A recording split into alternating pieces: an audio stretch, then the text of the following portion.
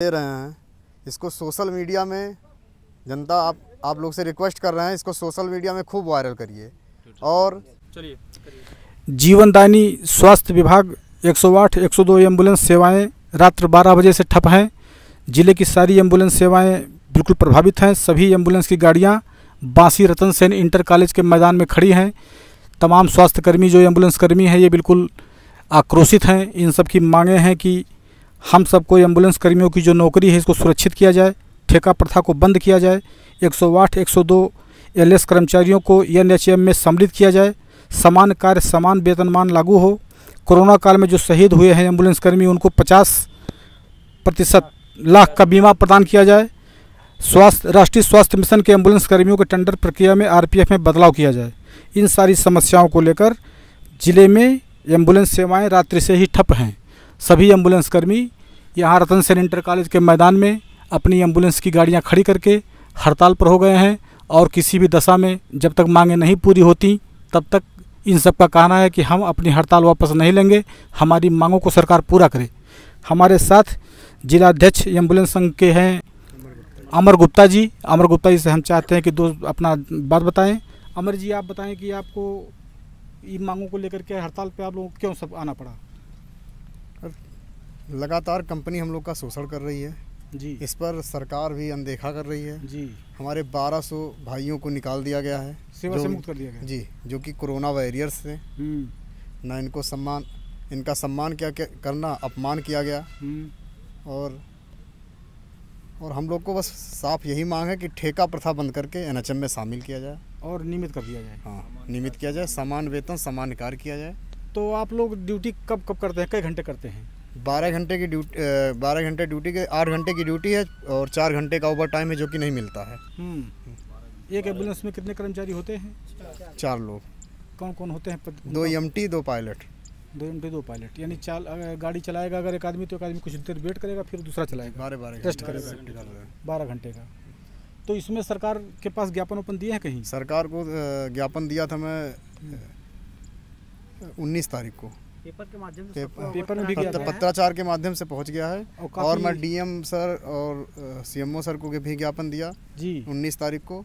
और 23 तारीख 23 24 25 हम लोग का शांतिपूर्ण धरना था अस्पताल परिसर, जिला अस्पताल परिसर में, जो कि कोई शासन प्रशासन संस्था कोई सुनवाई नहीं किया। हम लोग को जब कोई सुनवाई नहीं हुई तो ये कदम उठाना पड़ा। रात 12 बजे से हम लोग कल जिले में मुख्यमंत्री जी आए थे तो आप लोग उनसे नहीं मिले? मिलने का चांस नहीं मिला, यानी मिलने का अवसर नहीं मिला मिलने का। जी जी। तो ये धरना ये कब तक चलेगा आप लोग का? ये कब तक चलेगा आप लोगों का? मान लिया अनिश्चितकालीन धरना है, जब तक हम लोग मांगे नहीं पूरी चलता रहेगा। जी जी। तो अब तक जब से आप लोग यहाँ हैं तब से कौन अधिकारी आए? कोई अधिकारी नहीं आया। स्वास्थ्य विभाग का कोई नहीं आया। बांसी के SDM भी नहीं आए? कोई नहीं। और सीएमओ सर भी नहीं आए। यानी आप लोग इस असहाय अवस्था में पड़े हैं और लगभग 3 बजने वाला है, कोई नहीं आया। अच्छा, तो अब अगला कदम क्या होगा? अगला कदम यही होगा कि अब इससे बड़ा आंदोलन होगा। इससे बड़ा आंदोलन क्या करेंगे? सारी गाड़ियां लेकर लखनऊ कूच करेंगे। अच्छा, मान लिया आप लोग धरने पर हैं या आज रात 12 बजे से अनशन पर हैं, इस पे हैं, धरने पर हैं, तो सिद्धार्थनगर जिले में चरमरा गई है एम्बुलेंस सेवा। जी बिल्कुल। तो आपातकाल स्थिति में जिसे लोग मरीज कोई है तो उसके लिए कुछ आप लोगों के अंदर हमने 5 गाड़ियाँ सीएमओ सर को दे दी है जो कि एक्सीडेंटल या स्नैक बाइटल और पॉइजनिंग केस, ये सब केसें इमरजेंसी केसेज हैं, उनके लिए आप यूज कर सकते हैं। 5 गाड़ियाँ 5 तहसील जिससे जानहान का नुकसान न। तो क्या ये 5 गाड़ियाँ पर्याप्त होंगी? बिल्कुल, हर एक तहसील में 1 गाड़ी कर दी गई है। 5 तहसील 5 गाड़ियाँ कर दी गई हैं। 108 उपा चौकड़ी गाड़ी अपना काम देखें, यानी बहुत ही इमरजेंसी सेवा बहुत प्रभावित ना होने पाए। ये तो आपका मानवता वाला दृष्टिकोण हो गया। जी सर। लेकिन सरकार को चाहिए कि आपके बारे में भी सोचे। जी बिल्कुल। तो यानी कि जैसे आप लोग ऐसे यहीं पड़े रहेंगे रात दिन जब तक नहीं मांग पूरी होती है? बिल्कुल यहीं पड़े रहेंगे। तो यानी आप लोग धरने पर हैं और अनिश्चितकालीन धरने पर हैं। इसका कोई विकल्प यही है कि जब तक सरकार मांगे नहीं मानती है हम लोग धरना अपना वापस नहीं करेंगे। तो इसमें आप लोग अपनी प्रतिक्रिया बताएं कि क्या इसका होगा? हम अपनी प्रमुख मांगों को जब तक मान नहीं लिया जाएगा तब तक हम लोग धरने पर रहेंगे। जब तक हम लोगों की प्रमुख मांगे मान्य नहीं होगी तब तक हम लोग धरने पे रहेंगे। जी, कोरोना काल में हम लोग बढ़ चढ़ के हिस्सा लिए। एम्बुलेंस यूनियन जिंदाबाद, एम्बुलेंस यूनियन जिंदाबाद। हमारी मांगे पूरी हो, पूरी हो, पूरी हो, हमारी मांगे पूरी हो, चाहे जो मजबूरी हो। एम्बुलेंस यूनियन जिंदाबाद, जिंदाबाद, जिंदाबाद, जिंदाबाद। बंद करो। हम लोग का जो वेतन है 12,725 रुपये मिलता है, जो कि हर महीने कटकर आता है। इस पर यहाँ के आला अधिकारी कभी नहीं मानते हैं कि कट के आया है, मेल पे मेल करवाते हैं, वेतन आता ही नहीं है। इतने कम वेतन में हम लोग के परिवार का कैसे गुजारा चलेगा।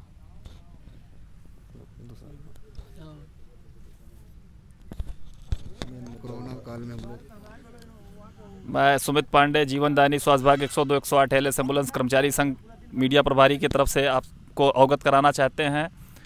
ये सुविधा किसान, गरीब, मजदूर, शोषित, वंचित सबकी है और हमारी मांगे कभी नहीं पूरी की जाती। पिछले 2 सालों से हमें आश्वासन दिया गया, आपको 12,725 से बढ़ाकर 17,300 या 400 के आसपास पे समझौता हुआ था। अभी तक हम लोगों को 1 पैसा एक्स्ट्रा नहीं दिया गया। कई साथी हमारे इस विगत कोरोना काल में शहीद हुए हैं, उनके परिवार को ना तो सम्मान दिया गया और ना उनकी जो बीमे की राशि थी वो दी गई। और हम लोगों को सर्वप्रथम पहले 108 102 में भर्ती किया गया, उसके बाद हमको लालच दिखा करके एएलएस में करवा दिया गया, एडवांस लाइफ सपोर्ट एम्बुलेंस में। और आज उन सभी भाइयों को टर्मिनेट किया जा रहा है, बार बार नई आईडी जनरेट की जा रही है। हम सरकार से या कंपनी से या जितने भी आला अधिकारी उन सबसे ये मांग करते हैं कि हमको समान कार्य समान वेतन दिया जाए और हमें एनएचएम में विलय कराया जाए, ठेका प्रथा से हमको मुक्ति दिलाई जाए। विगत 7 साल 8 साल से हम लोग ठेका प्रथा में ही अपना जीवन यापन कर रहे हैं, लेकिन अब इतनी महंगाई बढ़ती चली जा रही है, हम लोगों के भी परिवार है, सारी समस्याएं हो रही हैं। हम आपके माध्यम से सबको अवगत कराना चाहते हैं कि हमको अतिशीघ्र एनएचएम में विलय किया जाए और हमारी सारी मांगें, वेतन संबंधी समस्याएं, पीएफ संबंधी समस्याएं, ईएसआई संबंधी समस्याएं या जो हमारे साथी शहीद हुए हैं उनका सम्मान और उनके भविष्य निधि का पैसा उनके परिवार को सुपुर्द किया जाए। एम्बुलेंस यूनियन जिंदाबाद, जिंदाबाद। एम्बुलेंस यूनियन जिंदाबाद, जिंदाबाद। Ambulance union, ambulance union, Hanuman Pandey, Hanuman Pandey, committee जिंदाबाद, जिंदाबाद, जिंदाबाद, जिंदाबाद। अमर गुप्ता भैया जिंदाबाद, जिंदाबाद। कमेटी अमर गुप्ता भैया जिंदाबाद, जिंदाबाद। हमारी मांगे पूरी हो, चाहे जो मजबूरी हो। हमारी मांगे पूरी हो, चाहे जो मजबूरी हो। हमारी मांगे पूरी हो, चाहे जो मजबूरी हो। बंद करो, बंद करो। जिंदाबाद, जिंदाबाद, जिंदाबाद। हम लोग की प्रमुख मांगों को माना जाए, हमको एनएचएम में सम्मिलित किया जाए और हमारे जो भाई कोरोना में शहीद हुए हैं उनको उचित जो भी बीमा की राशि है उसको दिया जाए। हम लोग आज 8 वर्ष से इस संस्था में कार्य कर रहे हैं और 8 वर्ष में हम लोगों की जो है सैलरी कोई विशेष बढ़ोतरी नहीं मिली। हर वर्ष जो है सभी संस्थाओं का 10% या अन्य कर्मचारियों का 10% सैलरी बढ़कर आती है, लेकिन 8 वर्षों से हम लोगों को केवल गुमराह किया जाता है और केस प्रेशर दिया जाता है, फर्जी केस करने का टारगेट दिया जाता है, कितना टारगेट करो। हम लोग यही चाहते हैं कि हमें ये ठेका प्रथा से मुक्त करके हमें एनएचएम में विलय किया जाए और हमें 8 घंटे की ड्यूटी दिया जाए। अगर 8 घंटे से एक्स्ट्रा अगर कार्य कराया जाए तो हमें जो है ओवर टाइम दिया जाए एक्स्ट्रा। और हमारे जो एलएस के भाई लोग हैं इनको 1200 कर्मचारी हैं, इनको कंपनी से निकाला जा रहा है, इनको कंपनी में दोबारा वापस लिया जाए, इनकी नौकरी सुरक्षित की जाए। हम जनता से आग्रह करना चाहते हैं और गवर्नमेंट से भी आग्रह करना चाहते हैं। जब ये सेवा 2012 में लागू हुआ था यूपीए गवर्नमेंट सपा के कार्यकाल में, तो लोगों को लगा कि बहुत सराहनीय कार्य हुआ था और आज भी ये सराहनीय कार्य है।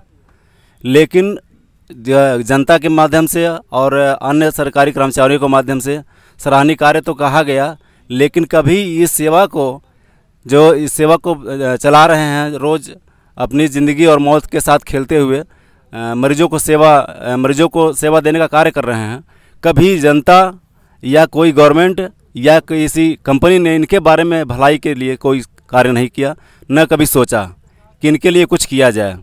और हम लोगों का प्रतिदिन शोषण ही किया गया है। आप ये बताइए, जब आप किसी मजदूर को आपने वहाँ 500 रुपये में कार्य करवाते हैं तो आप ये नहीं कहते हैं कि 8 घंटा से नहीं 12 घंटा तुमको मैं कार्य करवाऊँगा।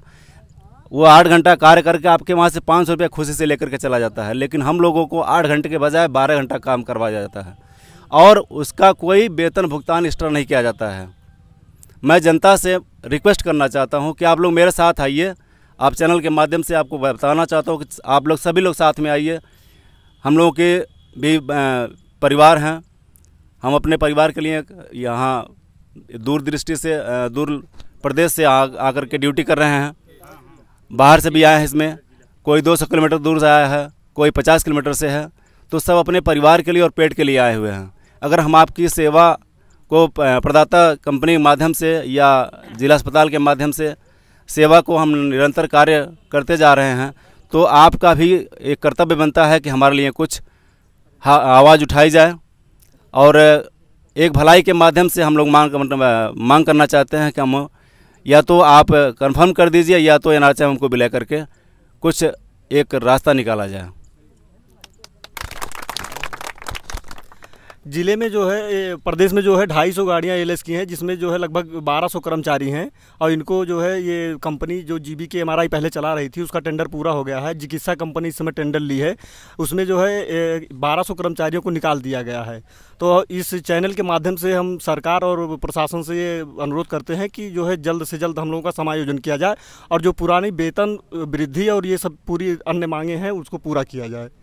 धन्यवाद।